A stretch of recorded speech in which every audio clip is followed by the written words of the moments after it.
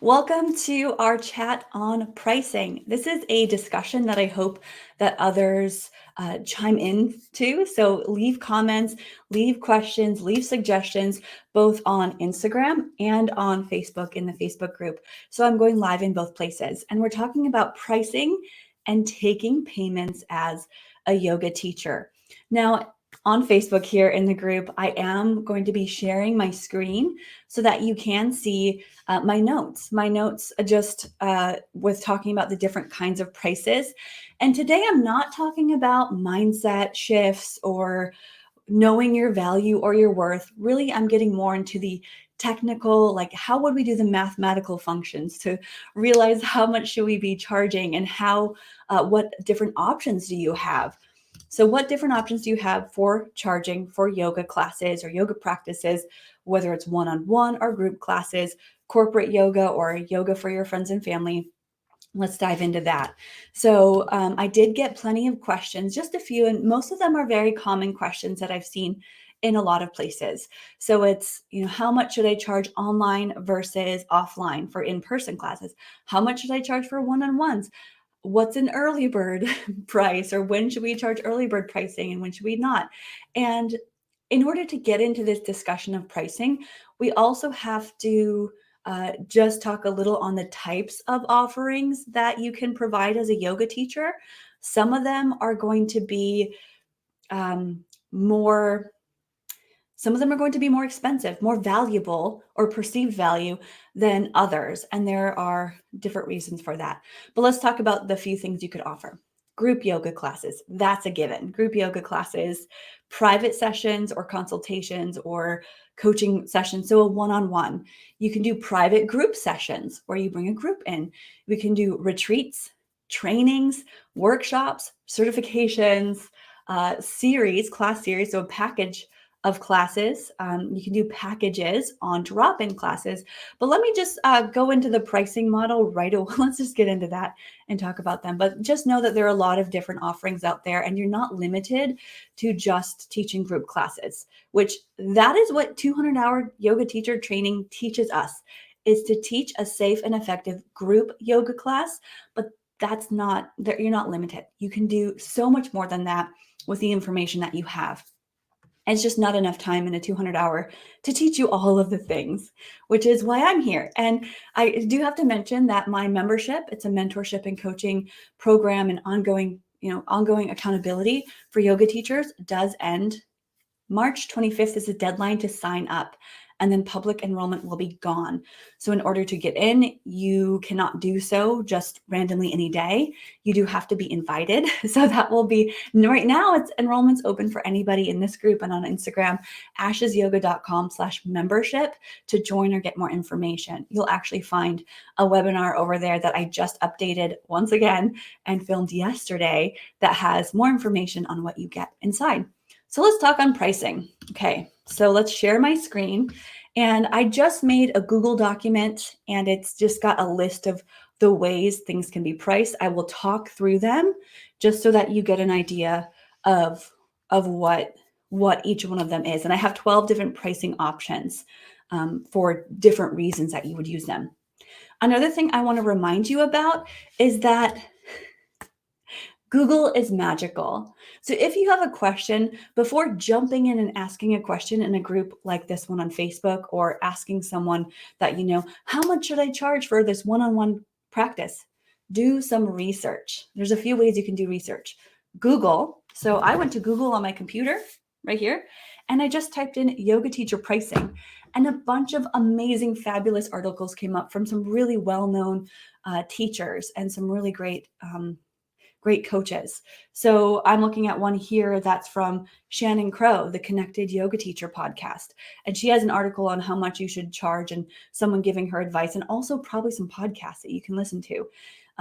I've got some other articles here I just clicked up real quick from Google, from Do You Yoga, one from Brett Larkin, and then Francesca Cervero. She's sort of the go-to when it comes to private yoga lessons, names you should know or get to know if you are curious about these things.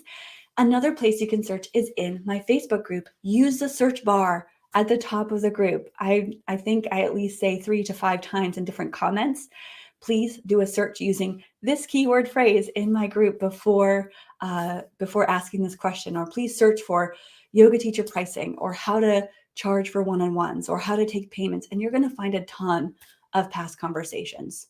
So I just want to remind you of that the search function in Facebook is really great. And when you search, even on your phone, if you go to the top in the search bar, that's going to search just this group, just the group on Facebook that has 30,000 members in it. So there's a lot of conversations. So please do a search before jumping in and asking a new question, because you can usually find a lot of common interest questions, unless your question's highly specific for some reason. You've got some extra details that have not been mentioned before. That's great. We love a good specific question. But if it's generally, how much should I charge for an online class? There are lots of conversation articles out there. Someone asked me to repeat that. It's Francesca Cervero, Cevero, Cervero, Francesca Cervero. And even if you just look up private yoga teaching on Google, she's going to pop up because she's known for helping yoga teachers with private yoga teaching. So she's she's that go-to. So let's go to the pricing models. Back to this. So once again, joining my membership, get more information, ashesyoga.com/membership. And if you are in any of my current courses, if you go to ashesyogaacademy.com, you'll find them. So first of all, with pricing, the number is totally up to you. The number of what you want to price something at is really up to you. There's no right or wrong. There's no one way to do something. And it's really going to depend on your location, your expertise, your education, how much you want to provide, and so many other factors. So what one person charges is not going to be the same as what another person's going to charge, even if you live next door to each other, just based on a whole bunch of factors. So let's get into different pricing models. I know I've said that how many times. Let's first talk about free. Why would you do free? Okay, that's a pricing model. Free classes, why would you provide free classes? Anyone want to jump in with some comments at all? Does anyone provide a free class? What do you think about free classes? I know we as yoga teachers have heard a lot of negativity towards free classes. We think that it devalues the industry, and maybe it does in some cases. We might think that, free is only for those who are just starting out, or free doesn't have value, or no one attends free classes because they're free and there's no perceived value. What do you think about free classes? You guys, yes, to gain more practice teaching. I've been teaching 10 years and I lead a free class. I know, cringe, right? Is anyone cringing at me? I lead a free class. I've been doing a free Zoom yoga class for 2 years. And I don't think free is bad. I think the intention matters. So free classes, so if you're doing free and your intention is to gain experience, sure, a couple free classes, but then you need to charge. Free is good in a few ways, but what I do when I teach my free class, it's not technically free.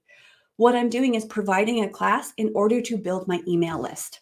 So people pay, quote unquote, pay with their email address. So then it builds my email list. So then I am able to upsell them. I have something beyond the free class.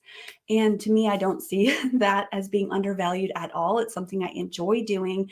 It's marketing. For me, if you are using free as marketing, that's where it's a good thing.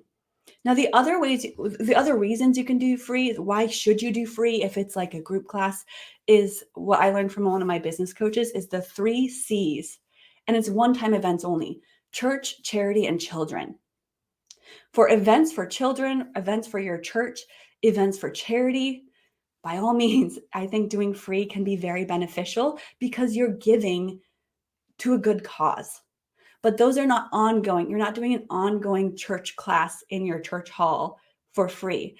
And what I mean by free is you not getting paid, not necessarily the students not having to pay, but you not getting paid yourself. So let's say you teach a class for a business where its members get it for free, but you still get paid. So that's not a free, technically free class. I'm talking about you not getting paid anything. A lot of times I would teach free classes for the studio that I worked for. I went and taught a class at the mall in the local mall. Gonna switch this here. And it was free for the students, but I still got paid. The yoga studio was still paying me to be there, but it was free for the students because it was marketing. And anytime we were able to see new faces, that was an opportunity. We had to kind of weigh the pros and cons. Is this going to get new faces to see our brand and have us be top of mind awareness? Or is it just, a free class to friends and family who already know what you do? So in the case of teaching people who have already been introduced to you, definitely charge something, charge something. But I also want you to know that free is not a bad thing. And free can be very useful if done the right way and with the right intention. If you continue to teach free and it starts to drain you and it's no longer something that lights you up or is of benefit in the ways that you found at first, then you'll have to change things up. I've been teaching a free, now it's a pay what you want class for, like I said, for 2 years. And it's been a pay what you want class. And although I don't make tons of money from it, it's something that really lights me up and I do for my own selfish reasons too. So it's basically a Zoom wake up yoga class. And I'm not saying that you need to do that or take my advice.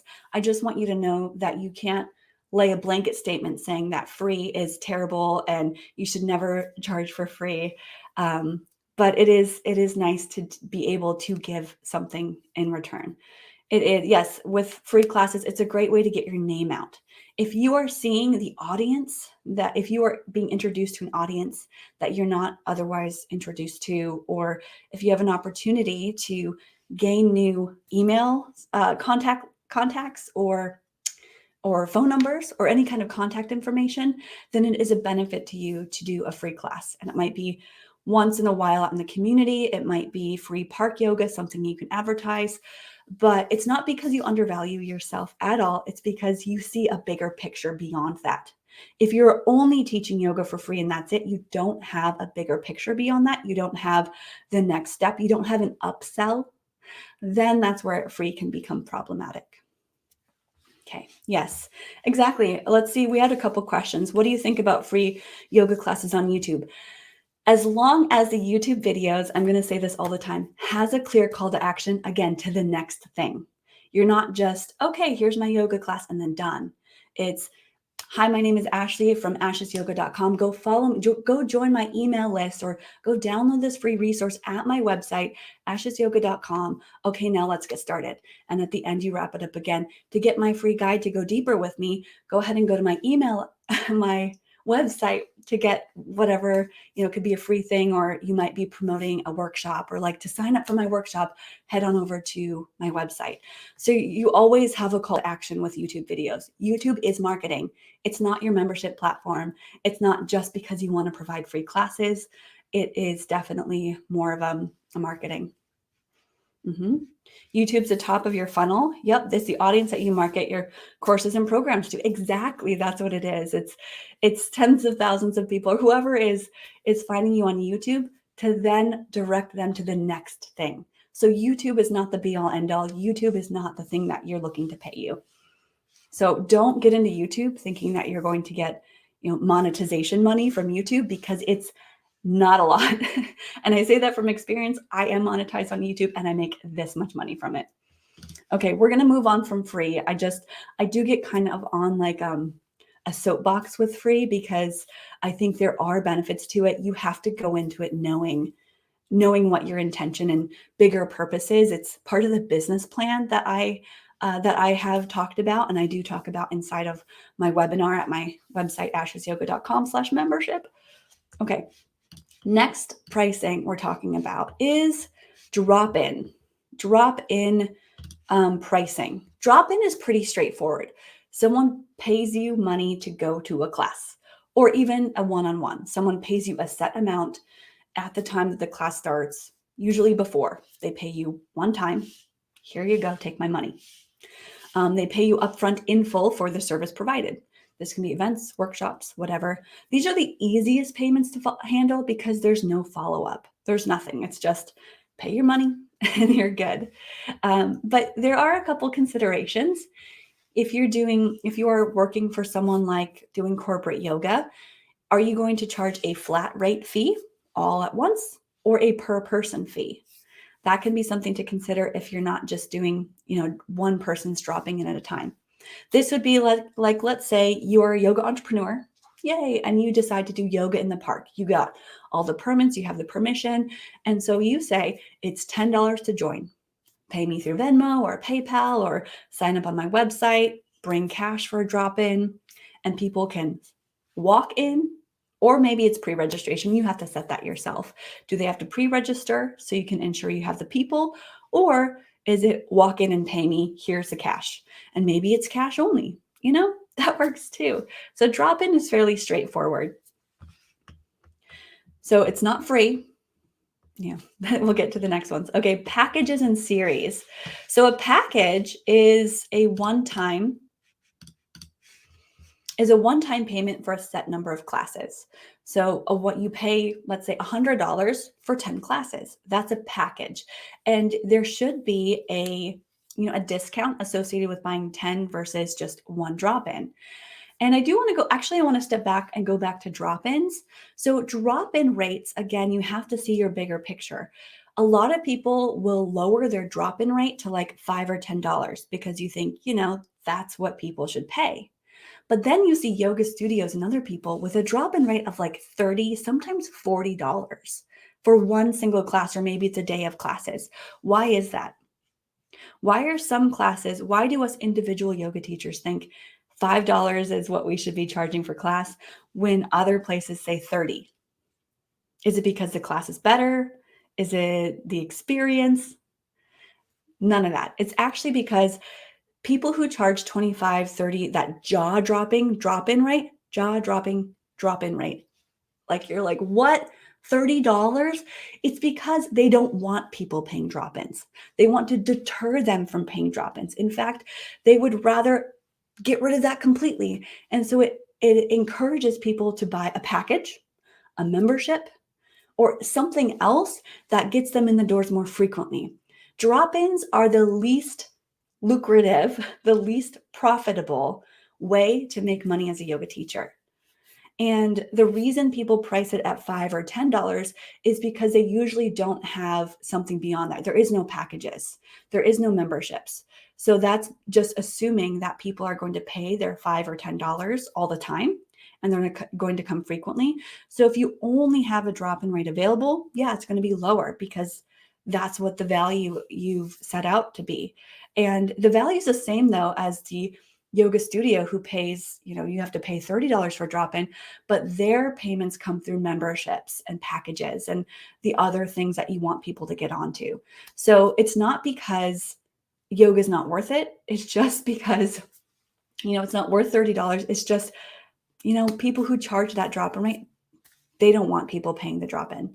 And as a visitor, as someone visiting a studio, if I'm only going once, I will definitely pay the $30 because I'm not coming back. So as a visitor or traveler, that makes sense. And if you're really wanting to go to a class, if someone's really wanting to take that yoga class just one time, they will pay whatever it is. So it's not about the cost of it. I mean, if someone were to ask you, hey, I don't have the funds right now, and is it okay if I pay 20 instead? A lot of people will start to work with you a little bit more, but I also just wanted to make that known about drop-in prices. The reason they're so high at yoga studios is to deter you from dropping in. Okay, so think of your bigger picture. Do you want to add a membership? Do you want that to be more enticing? So when someone comes to you and says, hey, I really want to start yoga practice, how much does it cost? And you say, okay, well, drop-in rate is $35, but you can get a 10 class package for $100, which drops the price drastically. What are you going to do? 10 classes for $100? That's $10 each. Or are you going to pay $35 for one? You're going to get the 10 class package, of course. So that's why drop-in prices are so dang expensive in some places. How much do you charge for a drop-in? Or if you work for a studio, how much do they charge? where I was working a while back, it's always like 15 to 17. And now I've seen it increase to about 20, sometimes 25, sometimes a little more. When I wanted to go and drop into Budokan Yoga in Miami, I think theirs was 35 or 40. It was because it's a membership based studio, not necessarily for people just to walk in off the street. And that's for those of you who want to go deeper and with the same students and clients, you want to do something like a package or membership. And let's get into those. So package or series, I was saying, is it's a one-time payment for a specific number of classes. A lot of times you might do, like, think about your drop-in rate. If your drop-in rate is $20, let's say you have a 5-class package. So it's basically buy 4, get 1 free. That's a great way to do a discount on it. Buy 4, get 1 free. So if it was $20 drop-in, you might do $80 for a 5-class package. If you want to go less to make it more incentivizing, you could do that too. Okay, so this is a one-time payment, and I encourage you to put an expiration on this. Put an expiration on your package or series so it has a short expiration date. I would say no more than 3 months for a 10-class package and no more than 2 months for a 5-class package. And this is just a start date and an end date. For a series, it has, the exact classes you would go to. A series is, it's Monday, 6 p.m. for the next 4 weeks. You pay all up front right away, and you have a start and an end date. So with an ongoing recurring classes, have a short expiration date, or people will just forget to use them. It was a great discount, a great deal, and they'll come back 2 years later, either asking for a refund, if you don't have that in place, or you will have someone who tries to use class passes from years ago that you're no longer making income on. So definitely have a short expiration date. The shorter, the better. I used to just have like 1 year expiration or 2-year expiration. And especially since COVID and the pandemic, it's really like, it's hard to know what's going to happen a year from now. I cannot guarantee that I'm still going to be offering classes a year from now, which is where your terms and conditions, all these policies come into place. Let me pause there and talk about that. I know a lot of us are yoga teachers for the first time getting out in, the business world, entrepreneur land. The one thing I underestimated when I purchased my yoga studio was how many policies I would have to write, how many terms and conditions I would have to write and come up with. And not legal speak or anything, not legal jargon, but the policies just so there was clear expectations from me to the clients and so that I knew what was appropriate and what the terms and conditions were. So cancellation policies, I know, refund policies, all of those little policies and procedures, membership terms and conditions, those are all very important to have in place. Now, I do have a bunch of templates for what I've used for my studio and what I use for my websites in my membership. So it's not something that you can publicly access. It's on lockdown only for members that are inside of my group, but I have a lot of examples from what I've created and all the templates that I've used for my yoga studio personally. And again, they're not legal documents. They're just examples of what you need to take into consideration when it comes to payments, because people will ask for refunds. People will try to take advantage of you. People will try to take advantage of what they can get and how much they can get for how little. And so I want you to be aware of that. It is not always sunshines and rainbows as a business owner. There's a lot that goes into taking payments and making sure people feel, valued. And my advice with refunds, even if you have a refund policy, just give the refund, because you don't want the negativity that comes with anything regarding someone putting you on blast or negativity. So if someone's very, very upset, just give them the refund, but still have policies in place so most people know what to expect. Okay, back to it. After packages and series, let's talk about pay what you can versus donation. Pay what you can versus donation. Now, there are some thoughts that, I do donation classes because you pay what you want at Yoga in the Park. To me, a donation class, quote, donation, is to a charity. It's to a cause. donation does not mean I'm collecting the money. That's a pay what you want or pay what you can model. So I consider my free classes to be pay what you can or pay what you want. So it's more like giving me a tip. Whereas donation comes across as, oh, I'm doing something for charity. And it's a charitable thing that I can write off on my taxes. If I pay this yoga teacher, I'm donating to a cause. Well, if you are collecting the money for profit, it's not donation. Donation would be the event I held a couple years ago we did an event for Alzheimer's Foundation. So people donated money and it went to that charity. And the teacher also donated her time. However, I would have paid her if she would have accepted that. So she would have got paid, but the donations that people gave to attend the class went towards a charity. Whereas a pay what you want is your client chooses how much to pay you or whether or not they pay you.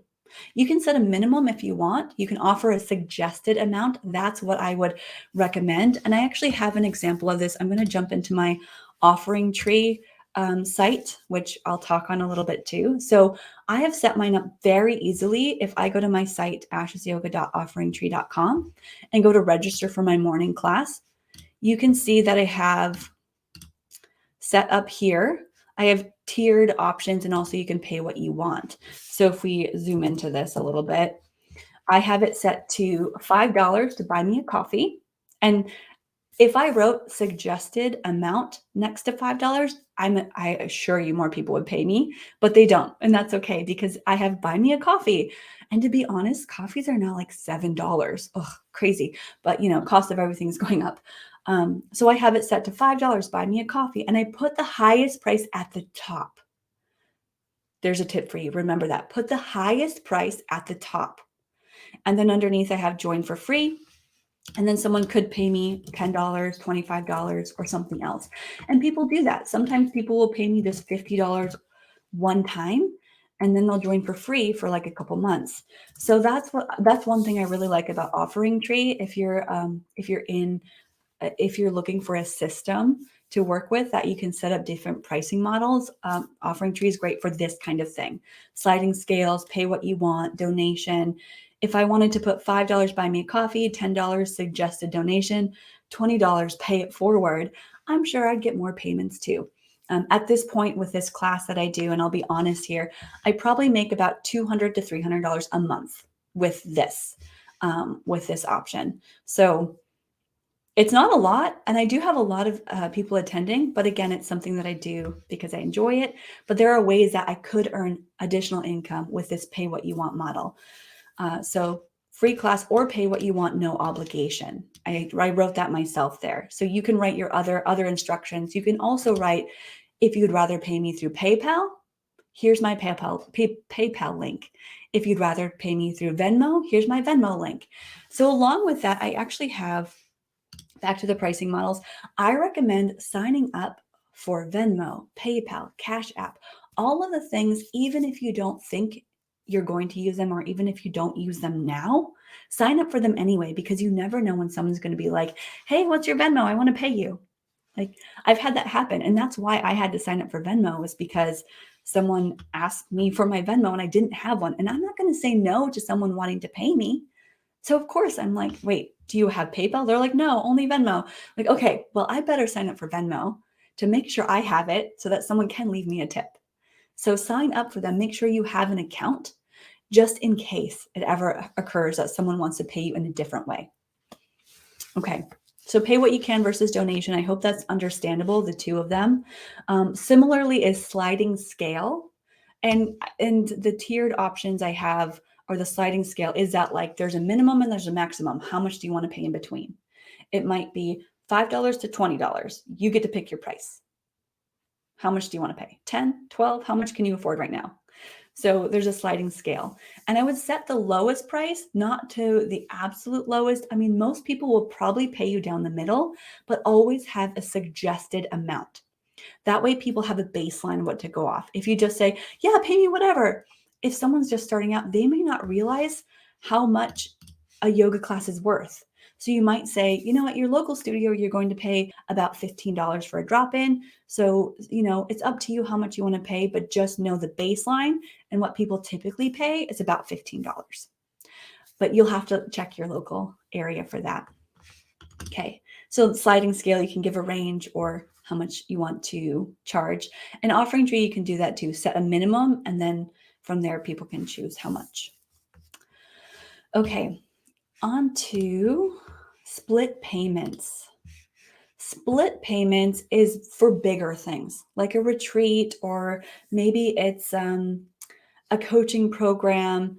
And this, it's similar to a down payment. So split payments and down payments. If you have a big program, like let's say you do 12 weeks of private yoga coaching, you get to be someone's yoga teacher and accountability and all the things. And it costs, let's say it's $1,000 or $2,000. But to keep it simple, let's say it's $1,000 for 12 weeks of personalized weekly coaching and accountability and yoga teaching and however many classes you want to set up. So it's $1,000. And you might say, if you pay right now, it's $1,000. However, if that's not in the cards right now in your account, or if it's not possible, we can split it into two. We can split it to two payments, and you set a deadline. So you pay $500 up front and you pay $500 later, and you set a deadline, make it clear in your contract, in your terms and conditions. This is where all those policies come into place. And also write a refund policy as well. So a split payment, start by offering a 2 split, and then offer the 3 split, 4 split if that's needed. So rather than jumping straight from, oh, it's $1,000 upfront, or you can pay $100 a month for 12 months. Rather than going straight to the broken up into really tiny segments, first offer a 2 pay and then a 3 pay, and have a limit at that. If someone can't do the 3 or 4 pay, maybe that's all you can do, and you can't offer more splits than that. This is applicable for yoga teacher trainings a lot of times, or those bigger, higher ticket items. Maybe it's retreats, but you always set a deadline and have clear expectations. And if they don't pay by that certain time, you can't work with them, or they're no longer able to book classes with you, but you at least have that upfront payment. It's the same with down payments, and this is similar to teacher trainings and those kinds of things where you put a down payment to reserve your spot. The down payment is usually a chunk of money, and it goes towards your payment of the full price, but it's really just that reservation. A down payment is to reserve your spot for a bigger investment, especially if there's limited time or limited availability of space. So if you can only have 10 people on your retreat, you'd have to put a down payment to secure your spot, and maybe it secures a lower price point too if you secure early enough. These are now talking about bigger ticket items, down payment, split payment, and then early bird price. And we had a question on that with an early bird price. Early bird price actually can be not just for bigger items, but also for like workshops. And early bird prices are really good for setting a second deadline that you can promote before the actual event.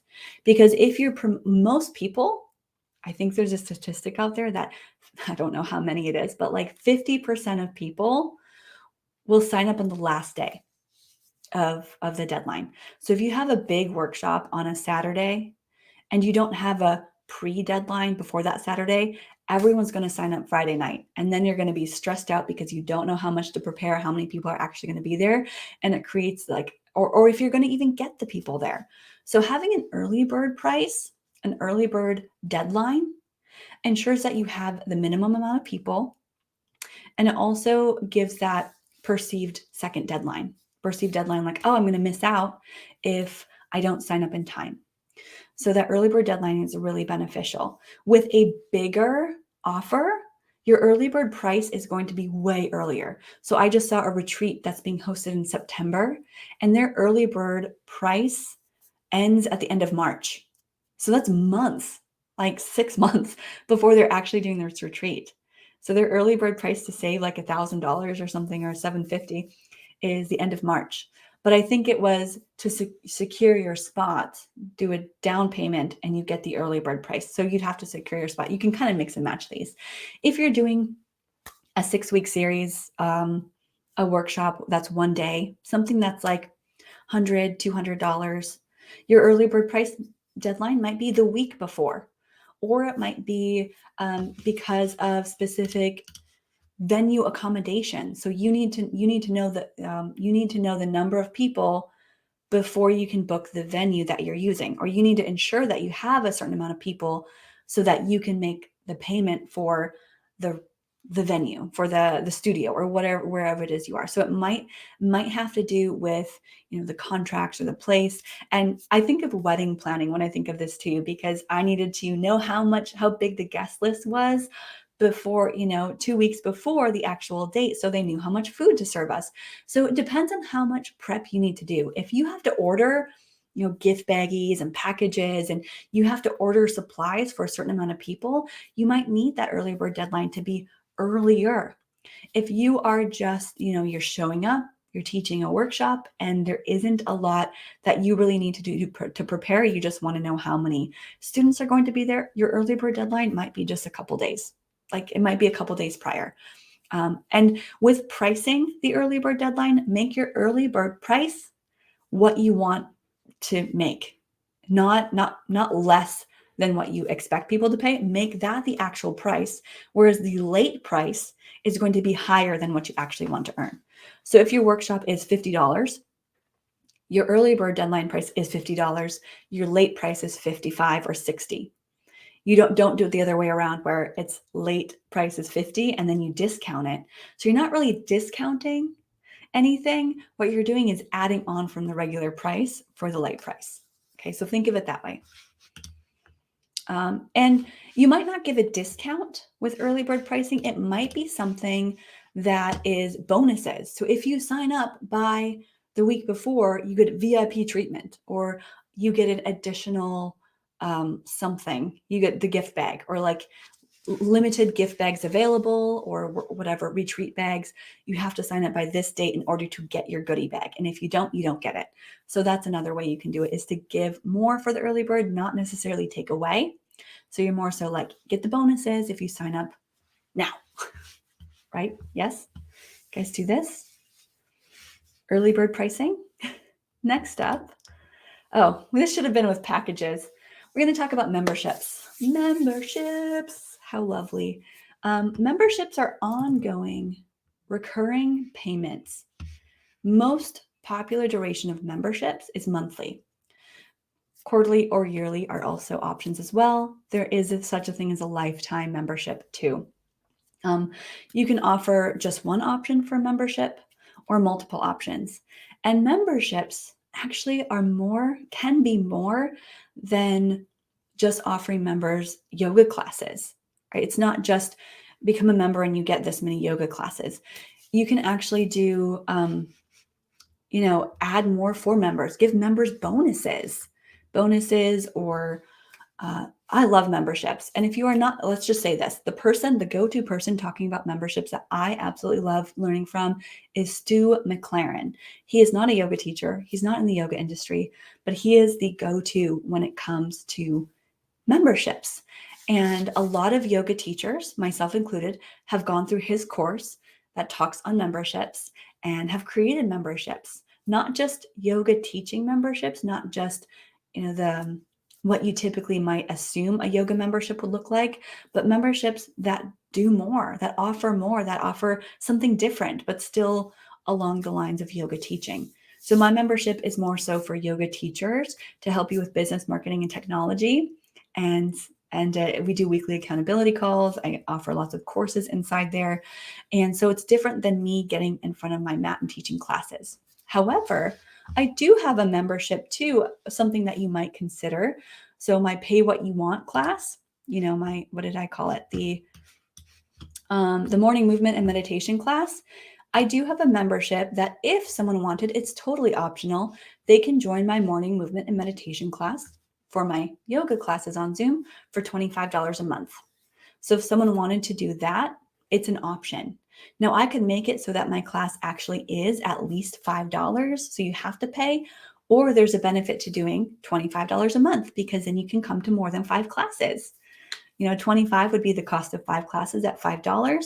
If I made it $10, that would be even more enticing. Or if I made each class $10, it'd be even more enticing to get the $25 a month membership. Now, these prices are really subjective. This is not saying that your membership needs to be $25. No. The bigger your audience, oftentimes you can price it a little bit lower. When your audience is small, they are getting your personal touch. They're getting you and your attention. So you can price it higher. So with less people, even doing a membership at $100 a month is not unreasonable at all for a online yoga membership. This is, similar to yoga studios. Studios offer memberships, and that's why their drop-in classes are so expensive. It's because they want you in the membership. It is recurring revenue that is expected. It's easier to track and to expect. So you can kind of expect how much you're going to earn each month based on how many members you have. Some people will fall off, some people won't. Some people will continue, majority will continue, and after a while you'll start to see patterns. And also the members can help shape your membership. Memberships are awesome. I'm just going to say that. And it can be like I have, where I have this coaching membership. You see the two options here. I've got this coaching membership that involves a lot more accountability, courses. It's a little bit higher price. Actually, not much higher price. And then I have this $25 a month morning movement membership, which I could add a lot more to. I could add more teachers. I could add more accountability. We could have a private Facebook group, which would make it more enticing. At this time right now, I don't do any of that for my morning Zoom class, but the options are endless, and you can add so many more touch points with members and an exclusive group. So I want you to just be aware of that memberships are not just people paying for classes only. You can provide more book clubs, accountability check-ins, one-on-one calls just to check in, WhatsApp chats. Maybe you do Marco Polo chats. Maybe they have access to you in other ways. So memberships can be so great. Okay. That's all I'm going to say on that. What was I going to get to? Here we go.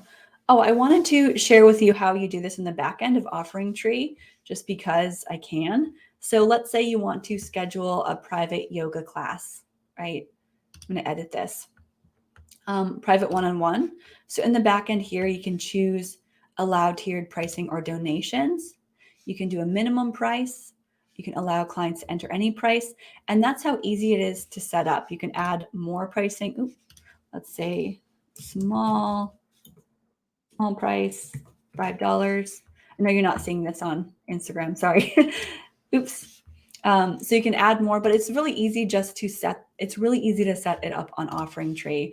And if you are not using OfferingTree or some sort of software, offeringtree.com/ashes for a discount on the software. It's going to then cost you $14.50 US dollars for the first 3 months if you want to just give it a try. And everyone gets a 7 or 14-day trial.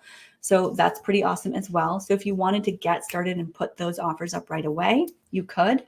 And let's get back. You can do memberships, drop-ins, pay what you want, all of those, which is why I like that software so much. If you're someone who's like, I'm just going to, take cash checks and e-transfers, like that's fine too. You keep doing what works for you. Do what works for you until it doesn't work for you anymore. Okay, so memberships are ongoing. Again, these could even be weekly. These could be, monthly. Mostly it's monthly is a common one. Tiered memberships. This is something, unfortunately, you can't do in OfferingTree, but you can do in other software. So tiered memberships are ongoing automatic recurring payments for a set number, or like if you're familiar with Patreon, it's sort of like there's different tiers meaning steps. So maybe with yoga, oftentimes it's like you're getting 4 classes a month for $50 a month, and that's a membership. It's its own membership. Or you're getting 8 classes a month for $89, and then your unlimited is going to be $100 or $110. If you break it down, if you do the 4 classes, you're paying more per class. If you do the 8 classes, you're paying a little bit more or less per class. If you do unlimited, and assuming you go at least 10 or 12 times, then you're paying even less. So some people do really like the tiered membership option for ongoing recurring payments, similar to a regular membership. You just have different options based on, how many classes you go to. You can also do different kinds of memberships, like, maybe one is just classes only. Like maybe it's just my morning movement and meditation Zoom class only, and that's $25 a month. But if you want VIP treatment, the next step is $50 a month, where we get accountability, one-on-one chat each month. You get more things. So you can add things that are not just yoga, but you can have different options to give. Some people want the additional support, and some people are like, I'm just good with the classes. So you got to meet them where they are, and so that's an option for you. So the VIP people get a little more attention, maybe some bonuses. Unfortunately, you can't create an ongoing membership in OfferingTree. That's the one downside I don't like about OfferingTree. If that's what you're looking to do, you can't just choose 4 classes a month only and it recurs. You can create packages, but someone would have to buy it, each month again and again, rather than the automatic payments. So that's the only thing that really OfferingTree is not doing right now. I'm hoping they do it, because I've been poking them about it for a long time now. And if you do want the tiered memberships where it's like 4, 8, or unlimited, the other software that I would recommend using to do this is Acuity Scheduling, which was purchased by Squarespace. So it's now called Squarespace Scheduling. So Acuity Scheduling does the tiered memberships based on the number of classes that you want to provide in a membership. Okay, so I did use that. It's $15 a month for Acuity. Your softwares are going to be between $15 and $30 a month, usually for a base package. Okay. Whew. Anyone need a sip of coffee after this? We're just talking. This is great. What are my thoughts on charging client software processing fees other than absorbing the cost? I'm just going to absorb the cost. What I would do is add it to the actual price rather than tacking it on after someone sees that it's $20 and now they're paying $22. I don't like that. So I would rather just pay the $22 or charge the $22. That's what I'm going to say. It's $22. And then I would absorb the fees myself. So with OfferingTree on the base package, there is a 1.9% fee with the base. I have some math and numbers I could run, but for most people, that's really not a lot. And so rather than charging it to your student, even though, it's not a lot, they're probably not going to get all huffy and puffy about it. I still would just add on $1 or add on a little bit more and absorb the fees myself. And that's same with credit card processing fees, PayPal fees. When I get paid through PayPal, if it's $25 I'm receiving or I charged, I'm actually only getting like $23.50. So there's $1.50 that goes to fees. And it is the cost of convenience, the cost of doing business, the cost of it's mostly the cost of convenience. I'm not going to try to, and time saving. If I try to, e-transfer, let's do bank account transfer, cash and check, mail me a check, like the time it takes for me to go to the post office, it's just not worth it for me. That's from my opinion. Acuity does integrate with Zoom. That was the question. Does Acuity integrate with Zoom? Yes, I really, really like Acuity. I was using it for my yoga studio after I left MindBody, which is very expensive.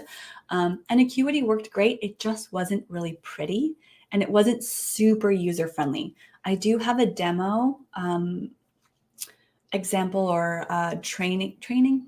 What's it called? I have a YouTube video on how to use Acuity scheduling. And there are a few things Acuity does really well. Another thing it does well, I'll just mention this, is that you can have intake forms before somebody signs up for something. So you can have the waiver and intake form where people have to fill it out before they book. OfferingTree doesn't yet allow for that. You'd have to collect the information after they book. Yeah, Podia, there's other ones too.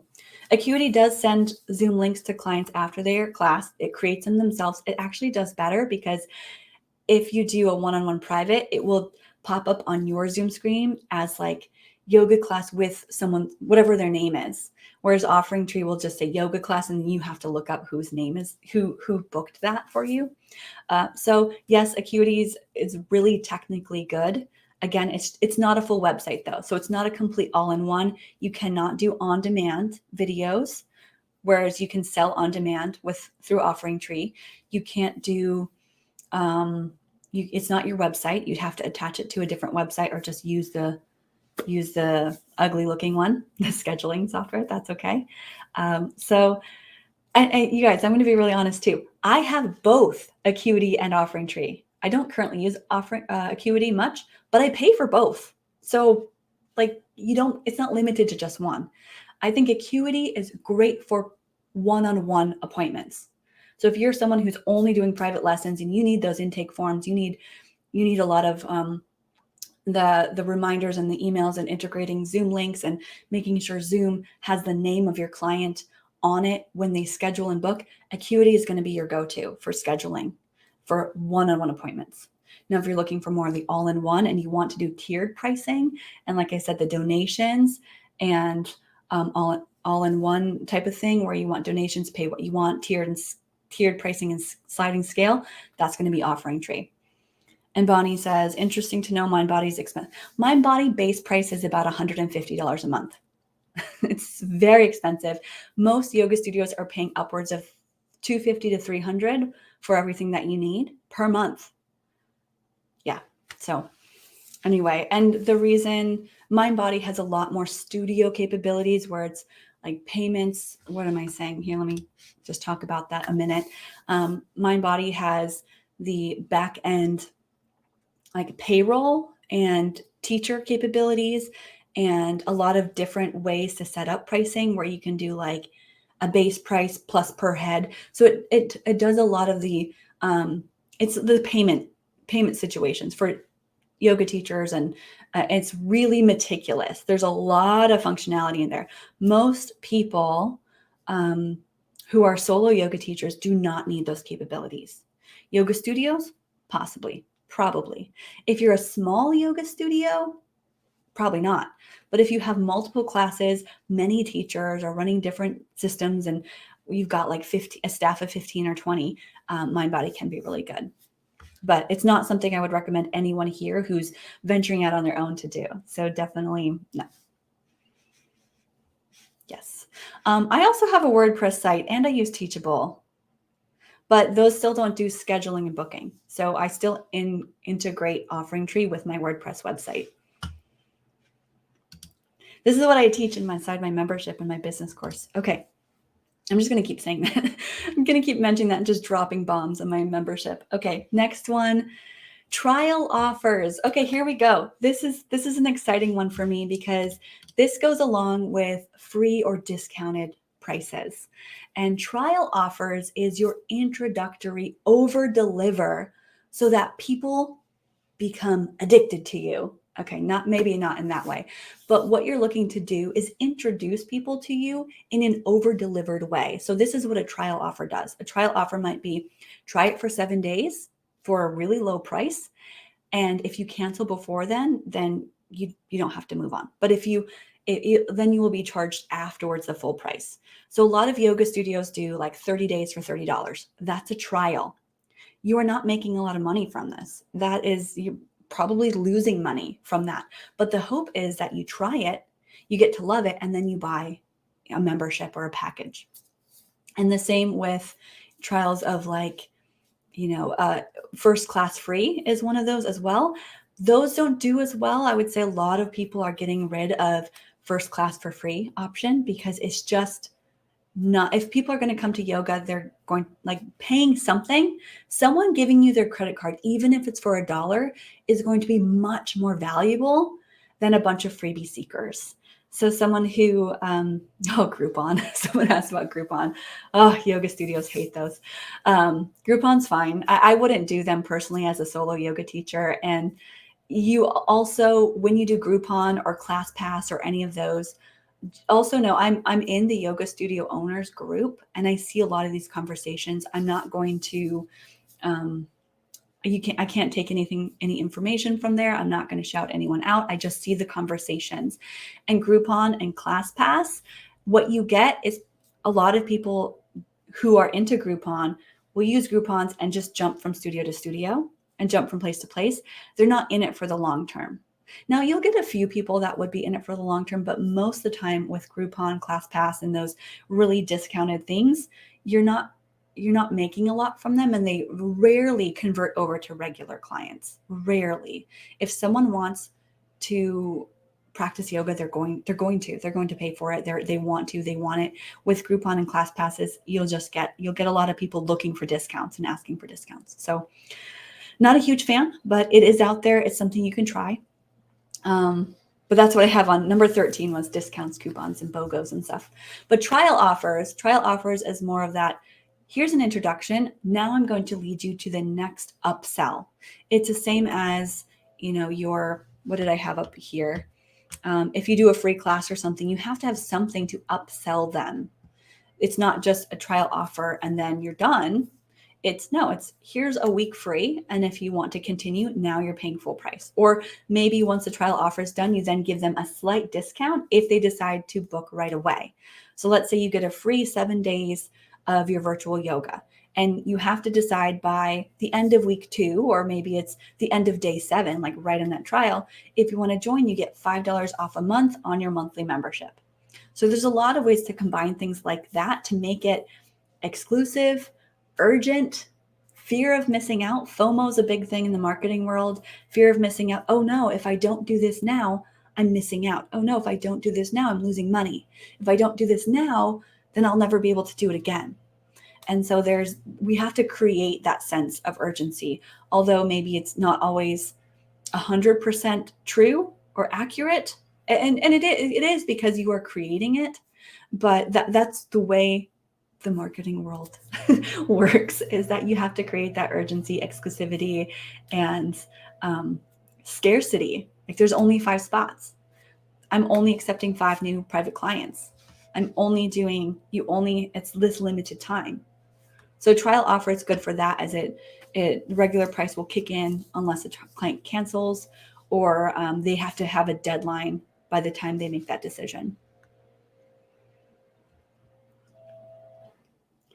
Yeah, Bonnie says, I found 2 yoga studios that I began attending regularly through Groupon. I agree. It doesn't seem like it would work well for those of us going solo online. Yeah, I don't see it happening a lot online. And I've got a leaf blower outside my house right now. So hold on a second. Sorry about that. Actually, this time I knew what would happen, but it's raining out. So not sure why that is. But yeah, so Groupon probably not the best for online or solo. I'm not seeing a lot of Groupon type stuff. Let's talk about discounts though. Discounts, coupons, or BOGO. You're offering a discount off your regular rate. And this might be a way to build your email list. It might be a way that people, you say, join my email list for 20% off your first class. That's a great way to do it because they're paying then with their email address, and you can upsell them. You can continue to provide them value. Maybe it's a special BOGO day. Maybe Mother's Day is buy one, get one free. So doing these little once in a while things is great. I don't think you want them for long-term. Doing discounts long-term, I think is what devalues a lot of us. And I have a yoga studio locally here that I get emails from, and they're always doing discounts. And it just feels like kind of icky. Like I would expect I will never pay full price because there's always a discount for some holiday. There's always a discount for something. And it feels a little bit weird. It feels kind of tacky that they're constantly discounting. And maybe their discount is the regular rate they actually want people paying, but it's still, to me, the value that I feel like the value is lowered because it's always at a discount. And I don't know. I don't like that. So the once in a while, awesome. But the all the time, we're going to do a discount for St. Patrick's Day, discount for Valentine's Day, discount for, and they're always emailing discounts. Not a huge proponent of that. Okay, now we're getting into, so are there any other ways? Let me just go through these again. What did we talk about? And this is getting pretty long, but I really like it because I like talking about this stuff. We talked about free classes. We talked about drop-ins, walk-ins, packages and series, pay what you can, donation, sliding scale, split payments, down payment, early bird price, memberships, tiered pricing, trial offers, scholarships, discounts, coupons, and BOGOs. Whew, man. Let me just wipe that sweat off. Okay, so we talked about a lot of those pricings. Now we're getting to some of the questions. How's that sound? You hear the leaf blower? Whee! I can't make it stop though. Okay, let's get into the policies you need to implement. Again, I talked on a few of these. Make sure you have a cancellation policy. One thing I like about Offering Tree implemented this in, they have the option to do, that's my website, a cancellation policy in here. So clients can cancel 12 hours before the event. So I like that. Okay, thank you for saying the leaf blower is okay. I assume it's not too bad with the way my microphone is trying to get rid of external noise. So I like that Offering Tree has availability for clients to cancel their own registration, and you can set the number. So maybe you want to change it to 24 hours. Mine's at 12, so people can cancel up to 12 hours and they'll get a full refund. Maybe in your terms and conditions, you have set that, you can cancel, but you will, there will be a 25% or $25 fee or 25% fee, and you only get refunded $75. Or maybe you do have a policy that says, yeah, you can cancel or reschedule anytime, no big deal. Like just, walk all over me and take advantage of me. So if you don't have a cancellation or a refund policy in place, people will do what they do and say, you know what, you don't have that policy, so I can cancel anytime, or they just won't show and won't pay you. This is why it's important to collect payment up front for services that you have booked in your schedule. So collecting payment up front with private appointments, one-on-ones, definitely upfront. How to collect payments. Now this is more like how to collect payments, lots of different ways. Cash, check, e-transfer, bank transfers, Stripe. Square. Stripe and Square are credit card processors. PayPal, you know what this is, right? Venmo, Cash App. I wrote Instagram badges and YouTube stickers. Those are like people can tip you from your live videos. So I think on here, do I have that set up? I don't know, where you can like pay me money through Instagram. I don't think I had that set up, but there are some social media platforms where you can get tipped for going live. But some people, and I saw some comments that said, I just accept cash and checks. And I asked her how it worked if that was working for her. And she said, yes, it's working great. So if that's working for you, if cash and check, old school methods, and that's it, is working good, and you're able to keep track of people, pen and paper, or, check boxes, or students keep track of themselves, awesome. That is not a good way to scale and grow bigger.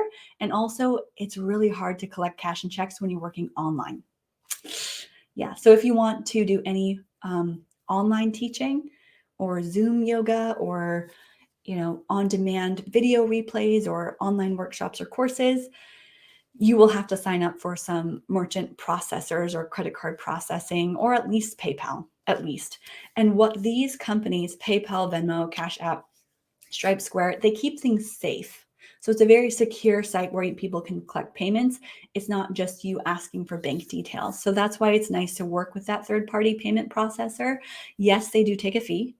It's like 2%, 3%, something like that. But again, it is the cost of convenience and the cost of doing business. These the fees are tax write-offs, or if you do like me, you just count the money you actually earn that hits your bank account, and you don't worry about the fees. They just happen. And so, yes, I know there are fees. I would say don't stress about trying to get around it. It's too much work, not worth the effort. Like, for example, you could get one more person to join you in your membership. It's going to pay for whatever fees that are getting taken out. And the convenience of that, of your member, or of using a credit card processor that has a little bit of fees, is going to the benefits are going to far outweigh the negatives. So we have to live in the space of knowing the universe is going to provide, and of abundance. If you have not, I know I said I wasn't going to talk mindset stuff, but there is so much out there for you and to be given to you, that abundance is like, it's in your grasp. And so if we are concerned about the tiny little fees, like the 3% credit card fees, that's not a space we want to be in. We want to be concerned with what we can do for people and how much we can provide.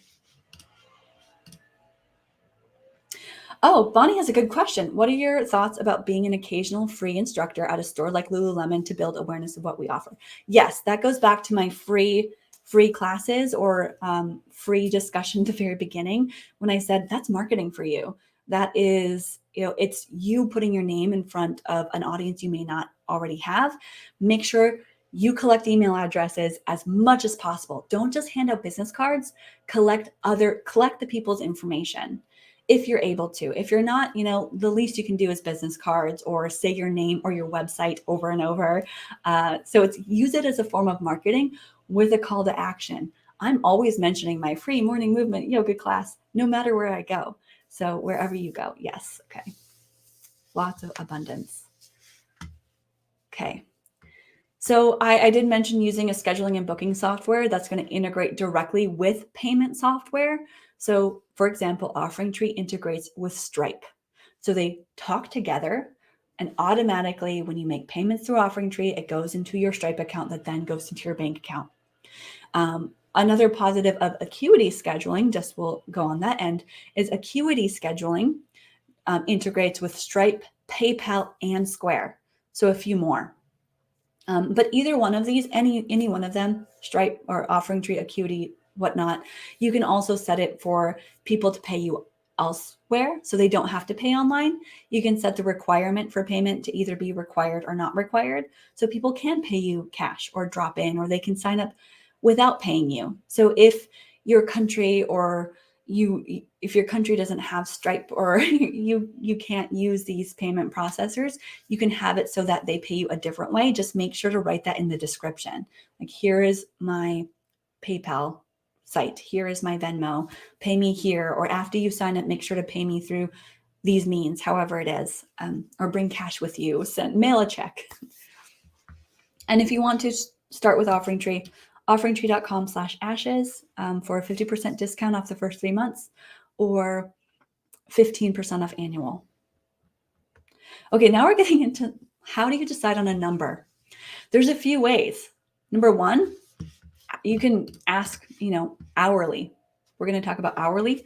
We can do, let's do an hourly. Let's say private. Let's just make it easy and say we're charging for a private lesson, a 1 hour private lesson. There's a few ways you can go about pricing yourself. Number one, hourly. Give yourself an hourly rate. Number two, based on how much you want to make for profit. I guess this is let's actually use the example of a 3-hour workshop. Okay. A workshop. Let's say it's a 3-hour workshop.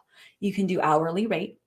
You can do based on profit, running the numbers, or you can pick a price, whatever that is, and deliver what you believe to be the perceived value of that. So your hourly wage, also know, your hourly rate, none of us are worth less than $15 an hour. I will just say that. And yoga teaching, that's a minimum wage here in Seattle area is $15 an hour. And that's just to show up. That's not to teach. That's not to do anything. That is just showing up and being present. You are at least worth $15 an hour. And an hour-long class, you still have to be there 15 minutes before, 15 minutes after. So it's at least an hour and a half. So in that regard, $15 an hour turns into $22.50. So you should at least, just to show up and stand there, be paid $22.50. Like, that's it. No education required, nothing. If you are showing up at a job, you minimum, bare minimum. Okay. So, and nowadays with even a 200-hour yoga teacher training, if you have the skills, I would say the very minimum for teaching a class is $30 to get paid. Now I'm on kind of a tangent of how much should you get paid as a yoga teacher. If you look it up on the internet, on Google, it'll say for a yoga class, the average is between $30 and $75 to get paid to teach a class. And that depends on where you are, your location, small town, big town, studio, not studio. But I would say, a minimum $30 is great. But I said, a minimum $15 an hour because that's minimum wage here. And prices are like skyrocketing. Inflation is above and beyond. And people now more than ever need our services. So it's worth something very, very, very, very valuable. So I would say no less than $30 to make as a teacher teaching for someone else. teaching for a studio. 75 would be great. If you can make more than that, that's great too. But let's say you want to decide on a number for a 3-hour workshop. What I've often done is take the drop-in rate. Like if you are doing a 3-hour workshop at a yoga studio, I take their drop-in rate and multiply by the number of hours. And that comes with about the price I would charge for a 3-hour workshop. So if someone were charging $20 for a drop-in, my 3-hour workshop would be about 60. And this is for like a yoga workshop on some topic. It would be about 60. But if you have more in-depth expertise, if you're in high demand, you can up that. If space is super limited, you can up that.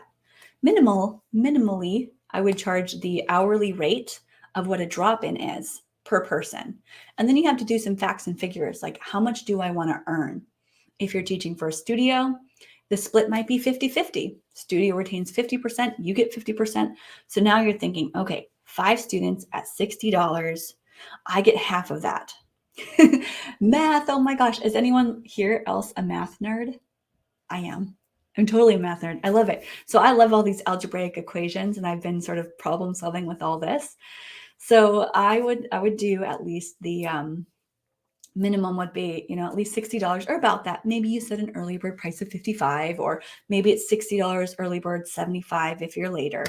So you have some prices to base yourself on. So with just like when I did arm balance workshops, that's what I do. If I did an arm balance workshop, it was 3 hours long at the studio that I already taught at, they were usually about $55 to $60 for 3 hours. And then it depends on how many students you can have too. So again, a workshop with 5 versus 10, you might price it lower for 10 people because they're not getting as much individual attention. Maybe not, you wouldn't charge half for 10 people, but you're a little bit lower because you're still getting value.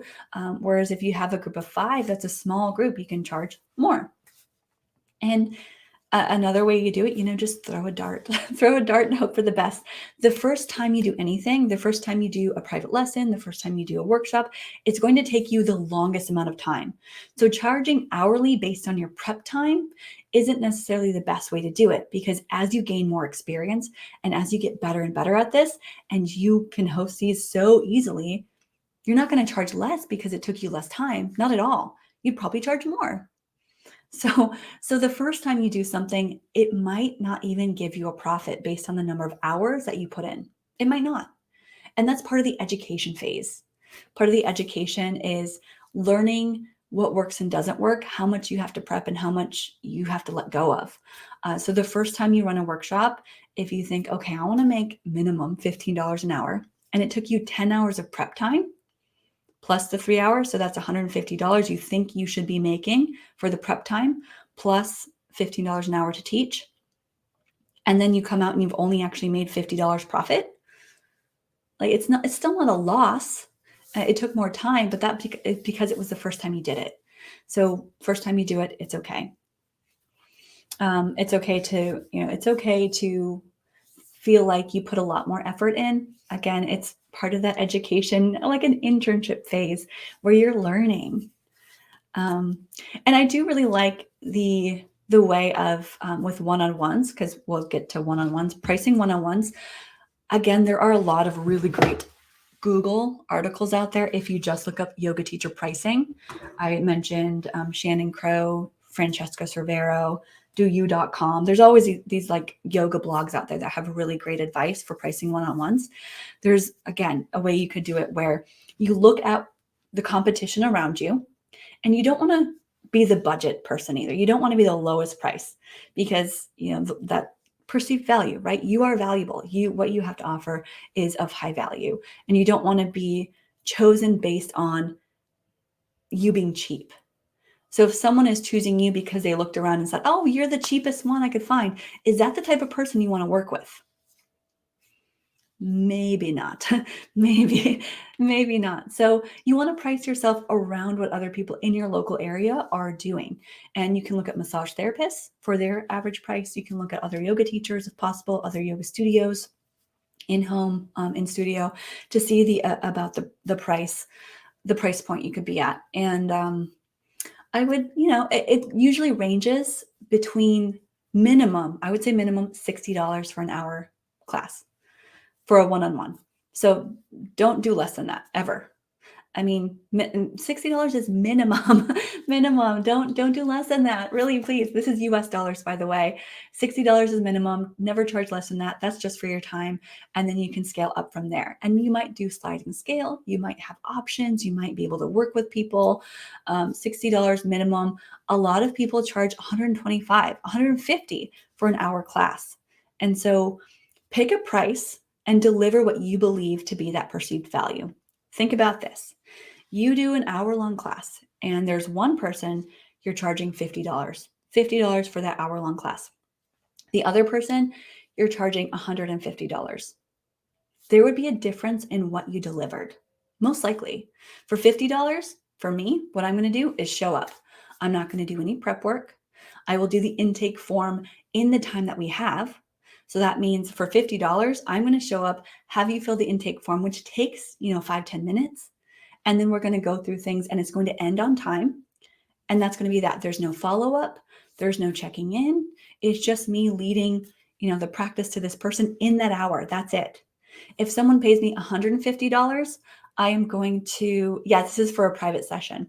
If someone pays me $150 for a private one-on-one, I'm probably going to send them the intake form ahead of time, look through it ahead of time, really plan and prepare something to their needs, maybe even make a printable, from tummy.com or something, make a printable sequence of what I think they should do, and then, hand that to them and also work with them more in depth, as well as following up later on to see if what we worked on together would work. And I might even provide essential oils and eye pillows and props.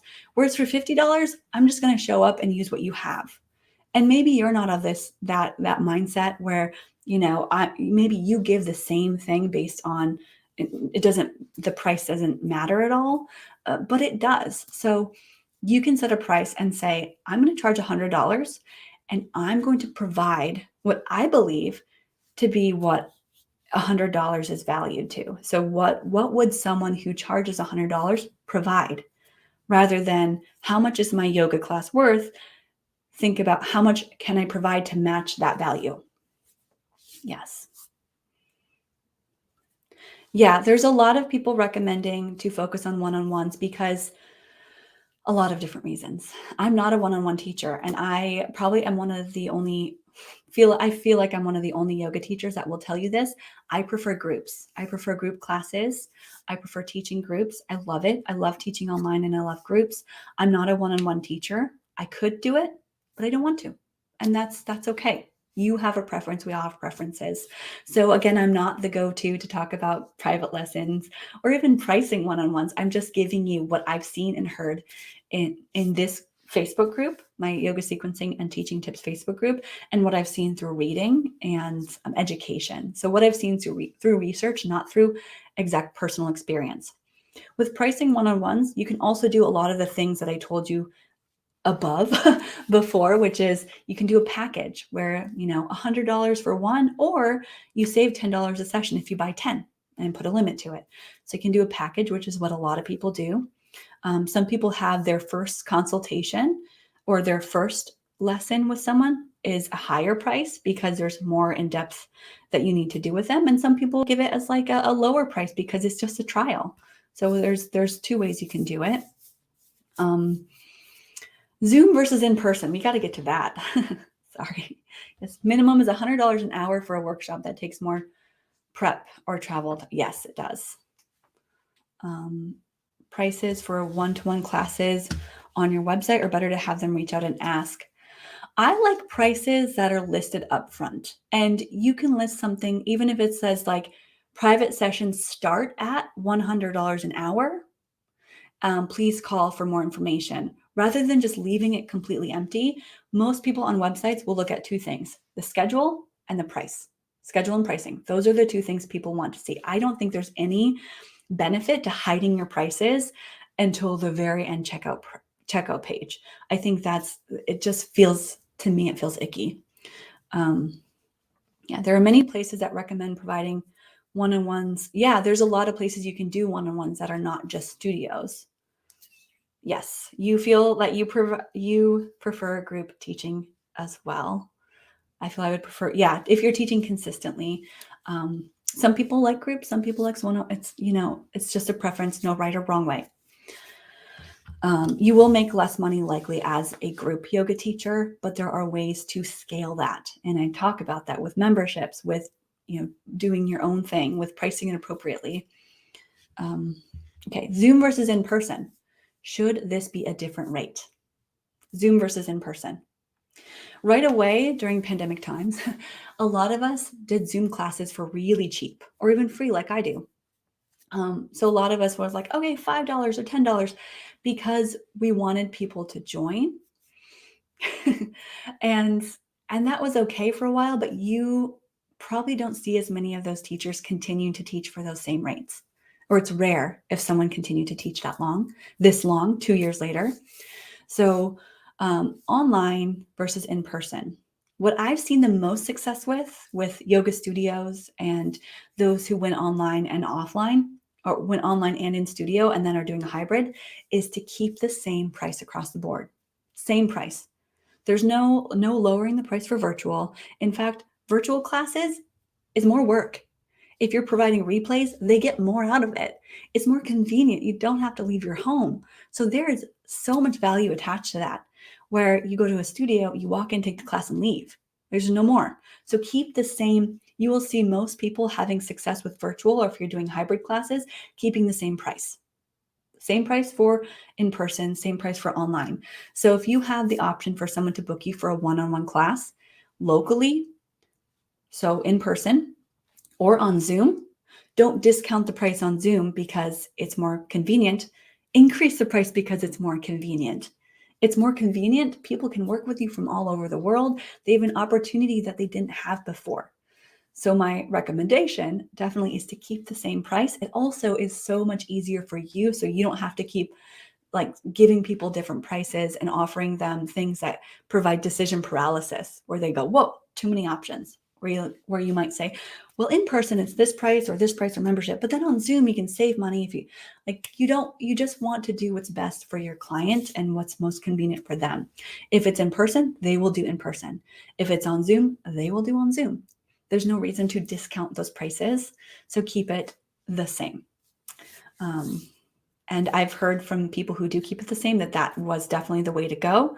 And then I've heard and seen others who discounted their prices that it got confusing. They couldn't keep up with it. It was too much work. It was just too hard. So yeah, that's what I've seen. Again, it is also my opinion. Please don't take any of this for fact. And someone asked about 30 minutes versus 1 hour classes. So if you are teaching a 30-minute class versus a 1 hour class, let me just get back to my share screen here. Okay, 30-minute versus 1 hour class. If you're doing a private session, let's say it's private lesson, the question you want to ask yourself is, which one do you want more people signing up for? If you want more people signing up for your 30-minute options, then charge the same hourly rate. $50 for 30 minutes, $100 for an hour. 90-minute class, that'd be good too. That'd be awesome. I'm using very basic examples. So if you want to just have a 90-minute, you want people to sign up for 90-minute classes, then make that the most cost effective from an hourly rate perspective. Like if you wanted more people to sign up for an hour or a 90-minute, then charge a lot more for the half-hour rate. So is your time only calculated during the time of teaching? Not always. So a 30-minute class, you still have the prep time, you still have the follow-up time. So it's really not saving you a ton more time by offering a 30-minute versus hour long. But if all you offer is 30 minutes, then that's a different way to go. I actually have a friend who teaches or offers 30-minute Zoom one-on-ones, and she charges $50 for each 30 minutes, and that's it. Like you book your time, you can get in, and she has no other options, $50 for 30 minutes, and she gets a lot of clients booking multiple times a week because they want to do her classes with her. She's an amazing person. Okay, so a couple ways you can do this. You could do like $100 for 60 minutes and $50 for 30 minutes. But you run the risk of not holding true to your boundaries. So people will show up early for 30 minutes and stay late for 30 minutes, which then makes it 45 or close to an hour. So that's kind of the risk that you take too with that. Or you could, if you want more people to sign up for the hour long, or you want to ensure that your boundaries are firm, you might ask for $100 for 60 minutes. Maybe it's $150 for 90.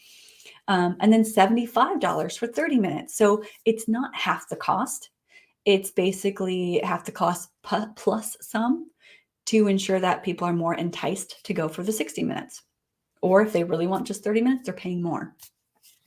And another way that you could do it is have a base price and then hourly. So let's say you have a $25 base price just to book, and then it's $100 an hour after that. So a 60-minute class would be $125, and a 30-minute practice would be $75. A 90-minute practice would be $175. So you could do a base price plus an hourly rate. And that base price sort of takes on, it's that price of the prep time and the end time. So it's like that half hour. So base price plus hourly. With corporate yoga, it's going to be similar to private lessons too. What I've seen is that corporate yoga classes, people will recommend to charge a flat rate of $100 to $150 per class for corporate yoga, for working with companies. So about the same as private sessions. It is a lot easier to do a flat rate than a per person rate when it comes to things like a company paying you or an exclusive group. Did I have that down here? Nope, that's it. Those are my notes. There we go. So I am not the expert on corporate yoga. I'm not the expert on private lessons, but I know a few things because I'm always watching inside of this group and other Facebook groups for all of the questions and comments that people ask. And if you have questions, what I always recommend is to do a search in the search bar of the Facebook group first for previous conversations. Do a search on google.com for the question or the keyword phrases that you have. Again, I searched before I got on live here, I searched on yoga teacher pricing and came up with so many different articles and helpful things. And that's what I typically do also for, I help do in, members, with my membership, is I help research and whatnot and help you to figure out your resources that you need. Typically, what would a 20-hour workshop cost? $500. Workshop focus is anatomy. 20 hours is quite a bit of time. That one, there's no typically 20-hour anatomy workshop. I have purchased an online course that was 20 hours of anatomy that was pre-recorded. So it's not something done live at all, which I do think a live component definitely has more draw or has more value because you get that interaction. For that, it was what I purchased was, I think it was like $300 discounted, but then regularly it was like $500. So $500 seems like a decent price to charge, but I really can't tell you exactly what you need to be charging. Just how many students can you take on? What are your expenses? So there's that math you have to do, is what are your expenses? How much do you want to earn? What is your expertise and knowledge on this topic? Are you providing it just live, or is it in person? Is it just recorded videos? So when you do recorded videos, it's easier to charge a little less because you can scale it. A lot of people can join, and it's not limited by the number of people joining. If you can only host a group of 5 people, it's got that exclusivity factor. So you can charge a lot more for that. Again, whereas a pre-recorded, thousands, anybody, anytime can join, you can charge a little less for that. Yes. And I think I've seen a lot of, 20-hour workshops or 20-hour things have been between $500 and $1,000. I did a 36-hour training once. It was my Thai yoga massage level 1 back in 2013. And I think that was $900. But I took my first 50-hour Budokon yoga was $900. It included a lot, but now it's $3,000. So, prices, they're just so different. Bonnie started with corporate yoga when you started. Yes, in 1996. Huge fan. Yes, it's so convenient. And corporate yoga, you can go into teaching corporate yoga as a solo entrepreneur yogi, or you might be hired out from a studio you're employed at. In that case, you're going to be representing that studio, and the studio pays you, and the corporation pays the studio. So then there's like that whole back and forth thing. Are there any other questions when it comes to pricing? I've been on here for 90 minutes. Whew, this is a lot to cover. Okay, I do want to encourage you. I'm probably going to take these videos down at the end of the 2 weeks. This is a promotional period leading up to closing public enrollment in my membership. So I'm really just here to give you as much as I can for the next 2 weeks. So I want you to be here live as much as possible. Same time, 10 a.m. most days. And I'll try to be on Instagram as well. And we'll just have a lot of conversations. So I hope you can join. Most of them I want to keep to an hour. This one was a lot longer, but I think we provided a lot of really great information. And it's going to live in the Facebook group for a little bit. It's going to live on my Instagram. And if you do have other pricing questions, again, search in the Facebook group, search on Google first. If you have more specifics, write that question and ask it in the Facebook group so we can help brainstorm with you. But there are just a lot of factors when it comes to pricing, and it's not one way fits all or one size fits all. And just know that, the world and even online yoga, there is abundance for all. Competition, there's a lot quite like at the bottom, right? But once you get up a little higher, once you start going, once you put your simple website up with Offering Tree, you have, yeah, it's amazing. It's a great place to be. So I hope you get set up soon. And if you need help setting up, join my membership. It's coaching, mentorship, accountability, and courses to get you going. And it gives you all the step-by-steps. Okay. Thank you for watching. Let's end this broadcast. Bye, everyone.